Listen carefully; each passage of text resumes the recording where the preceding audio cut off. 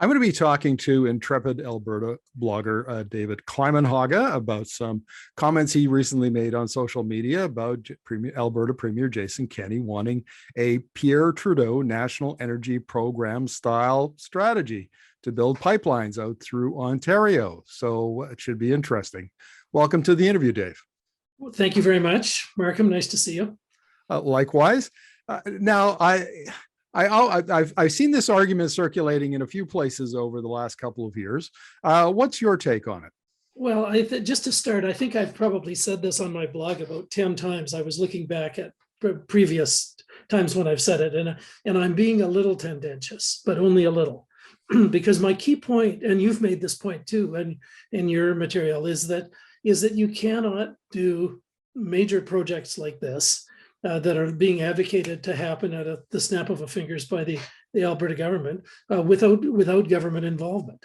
And there's a number of mechanisms that you use to make things like this happen. And Pierre Trudeau in the 1980s, between 80 and 85, actually tried to do some of these things, and it became this huge propaganda piece. And it's become kind of bred in the bone now, those of us who've lived in Alberta for a long time, that the National Energy Program was a terrible thing, and that it destroyed the Alberta economy and so on. And the facts are somewhat different. I mean, the National Energy Program wasn't perfect, and it was ill-timed because it was designed to cope with high oil prices just before a moment when oil prices suddenly fell, which, as we should know by now, is something that oil prices do. They fall and they squirt up, and it has this kind of very volatile pattern. But nevertheless, when I hear Jason Kenney talking about the need to make Quebec cooperate, and the need to have all of these mechanisms to complete pipelines that may or may not be needed, that there may or may not be sound business plans for. I often sarcastically think, well, what he's calling for is the Pierre Trudeau style plan. So. Yeah, I find that a bit interesting, that Kenney wants the federal government to sort of whip the Ontario and Quebec premiers into line, because in fact, as he demonstrated with the Trans Mountain Expansion project and the British Columbia opposition, the federal government has exclusive jurisdiction. If it wants to approve a pipeline and have it built, or it wants to build its own pipeline, it will build a pipeline. The courts have upheld that. So the jurisdiction issue has already been settled. And I think really what I guess Kenney is asking is that Trudeau fast track things like the environmental assessment approval and review, and fast track Indigenous consultations if there were ever a pipeline project put back on the table. But I find it interesting that no pipeline company has come forward to do so. Well, it's a key point, isn't it? Because the risks are too high. And those companies are not going to gamble that kind of money without some kind of government support. I mean, I think Mr. Kenney does two things. I think he legitimately believes that we should be building pipelines, and he wants to build pipelines, and he, I would say, imagines, but he has an argument that this is going to somehow help increase the price of oil, which it might do at a time like this. It might be an advantage, but obviously no new pipeline projects are going to be able to be completed in time for the oil price to go back down again, right? We're dealing with an international crisis right now. But I think there's a legitimate part to his argument, but I also think there's a tendentious part. He hates Trudeau, he hates the Liberals. He's a passionate conservative advocate, a conservative activist in a sense, conservative professional politician, and he wants to create circumstances in which he can argue that this is the federal government's fault, partly to protect himself, partly to protect himself from legitimate criticisms about UCP failings, but also partly in order to just for the sport of creating conditions that Trudeau could be pushed out. I saw a great tweet the other day, and I can't tell you who. I just noted it down, but I can't tell you who said it. But it said, Alberta to Pierre Trudeau. Like hell, we want a pipeline to Ontario. You bastards can freeze in the dark. Alberta to Justin Trudeau. We demand a pipeline to Ontario. And that's sort of the way this is going. So there's a very interesting point about Kenney here, because So he's responding to the European energy crisis, which is, months old. And then, of course, he's also responding to the exacerbation of that crisis by the Russian invasion of Ukraine. But just this morning, the International Energy Agency released a 10-point plan of how Europe can very quickly and dramatically decrease its reliance upon Russian oil and gas. And so the very thing that Kenney wants to respond to with pipelines, which are, maybe 8 to 10 years to build, and then their 50-year infrastructure, the IEA has come along and said, hey, boys, here's how you can do it in, 6 months to a year with, energy efficiency and renewables and all sorts of other modern technologies and modern approaches to this. But there's Kenney stuck in the 1980s, old style strategies and old style energy projects. But we have to go back to this question is, and I think it's both, but how much of this is Kenney stuck in the 1980s and how much of this is Kenney practicing 2020 style cultural warfare politics? And so, Kenney may know perfectly well, I'm sure he does, that the trends for energy production and the ability to build pipelines according to the schedule he talks about. But he also knows when he screams about this that a large percentage of his base don't understand that, and will take this at face value, that this is all just, I was going to say Pierre Trudeau's, but Justin Trudeau's fault.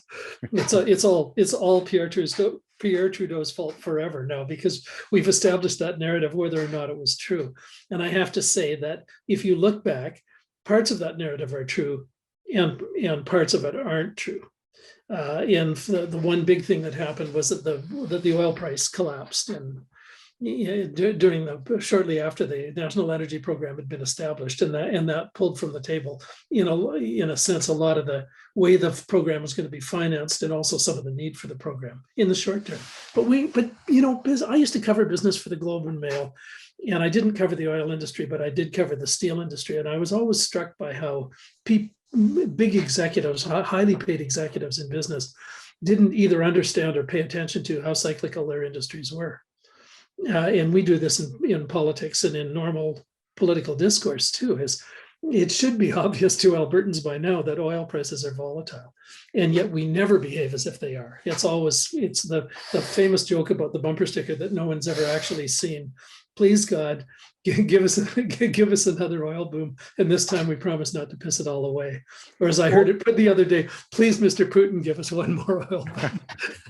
But the irony here, as I pointed out a number of times, is that in fact the 2020s are lining up to be the last great oil boom in the history of the petroleum industry. Wood Mackenzie makes this argument all the time. It's an international consultancy that numbers the big oil companies as its clients. I mean, these are credible experts, and they argue that the 2020s are going to be the chronic underinvestment in oil and gas exploration and production, which will lead to high prices. Companies will be very profitable, and they should be taking this period to strengthen their balance sheets and invest in low carbon business models, because after 2030 it's a different ball game altogether. We're going to hit peak oil demand. We're going to see declining consumption, which probably will lower prices. More competition, more supply competing for the customers, and so the irony here is that we are likely to have Alberta's likely to have the better part of a decade where it will be prosperous, and we'll see high oil prices and balanced budgets and so on. Yeah, but again, because of the Russian invasion of Ukraine, I think Mr. Kenney's seen an opportunity here to try to entrench his version of what the narrative really is. And you and I happen to disagree with that, but there's lots of people who don't disagree with that. And this is an opportunity for the oil industry to squeeze a few more years of operating things the way they were out of that. So that explains part of why Kenney operates as he does. I want to go back to a question you raised, or a point you raised in your first question, is when I admitted to being tendentious, when I say he's looking for a Pierre Trudeau style national energy program, he's looking for parts of a Pierre Trudeau style national energy program. And you'll recall that the NEP was it had certain goals, and the thing, I don't want to look at my notes here, but security of supply, and ultimate independence for Canada from the world oil market, opportunity for all Canadians to participate, fairness in pricing. And so when you look at this, Kenney wants the positive side for Alberta, but he doesn't want the negative side. There were tax implications of the National Energy Program that Mr. Lougheed, who was premier at the time, didn't like, that would have meant more of the revenue flowed to Ottawa, not just from Alberta, but from any province with resources or energy resources. And of course, the provinces were going to fight that, maybe not to the death, but they were going to fight that as hard as they could because they wanted to hang on to their own revenues. So Kenney doesn't want those parts that got the National Energy Program its bad rep with Canadian voters or Alberta voters, but he does want the good parts. But I don't. If you're going to say to Quebec, we demand that you put our oil pipelines through your backyard, whether you like it or not, and you're going to try to embarrass the Prime Minister by saying, if you can't or won't make that happen, you're anti-Alberta, which is nonsense. We do live in a real political situation. But if you're going to demand that, but you're not going to say to Quebec, but here's something in it for you, which is in fact what Kenney's trying to do. He would deny that because he'd say, "Oh, there's all these wonderful jobs and wonderful economic benefits," but principally he wants those benefits to flow to where he's in charge. So of course, that's the thing, right?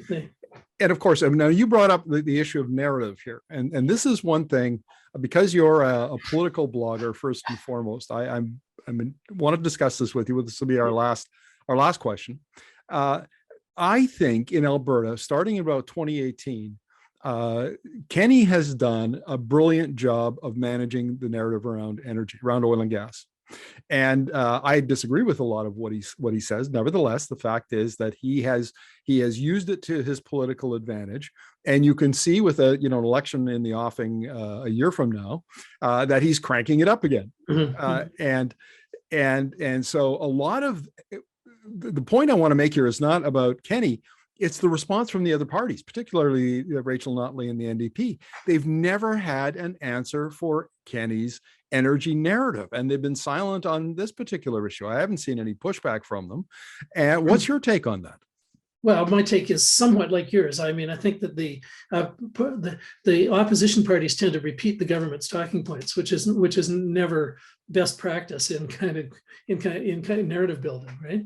But I think you could argue that in the case of Ms. Notley and the Alberta NDP, that their narrative isn't really that different from Mr. Kenney's narrative. It's a more polite version. It's a version that, remember all the debate about social license back at the start of the UCP government and the end of the NDP government? Well, Ms. Notley wanted to use social license in order to proceed with the development of the oil industry and also to build some diversity into the economy. But still, the oil industry was the key sector of that. Mr. Kenney wants to dump all the other stuff, and he seems to be, he'd rather have a confrontation than use social license rather than to seek social license. But really, their ultimate goals aren't that different. It's not as if we have Elizabeth May and the Federal Green Party taking one side of this position and the UCP taking the other side. So that's part of the problem. Is I don't know that the NDP fully recognizes how far along things are moving. Now, there's something else I wanted to say, but I am 70 now, so it's gone out of my head. I'm sure it'll come back up if we keep talking. The train of thought has left the station, Dave, and I know this from experience, but it always comes back. Right. Well, that's my late mother used to say, if it's important, you'll remember it, David. Eventually. Yeah. Maybe not when I'm talking to you. Thank you very much. I want to end by saying that I agree with you on the political narrative. I interviewed Notley in 2018 when she was premier, and she made it very clear that her policies were designed to foster further oil and gas development, just in a different way, and using climate policy to seek social license, as you said. So, Dave, always appreciate your insights, and we'll. I remembered what it was, and I'll say it in 10 seconds. Is that Mr. Kenney's problem is that while he has managed that narrative well, he's managed parts of it badly. So, for example, he doesn't have as much credibility now as he had 2.5 years ago. Fair enough. Okay. Thanks very much, Dave. Thanks, Markham. See you. Bye-bye.